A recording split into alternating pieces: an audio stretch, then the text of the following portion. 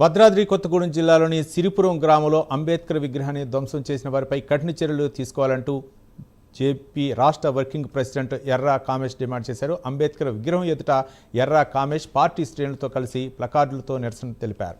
అంబేద్కర్ విగ్రహంపై దాడులు సరికాదని మండిపడ్డారు. అంబేద్కర్ విగ్రహం ధ్వంసం చేస్తున్నటువంటి వ్యక్తులను వెంటనే శిక్షించాలని ఎర్రా కామేష్ పోలీసుల్ని కోరారు.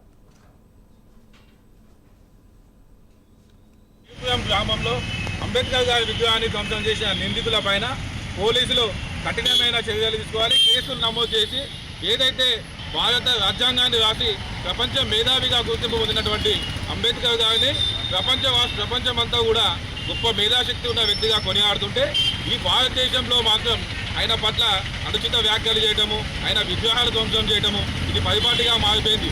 దాన్ని నిరసిస్తూ ఈ రోజున జేపీపీ ఆధ్వర్యంలో పోస్టాఫీస్ సెంటర్లో ప్లకార్డ్స్తో నిరసన తెలియజేయడం జరుగుతుంది. ఈ సందర్భంగా నేను యావత్ సమాజాన్ని తెలియజేసేది ఏంటంటే ఏదైతే మనువాద భావజాలం ఉన్న వ్యక్తులు అగ్రవర్ణ నాయకులు ఇంకా అధికారంలో ఉంటున్నారు కాబట్టి ఇటువంటి ఘటనలు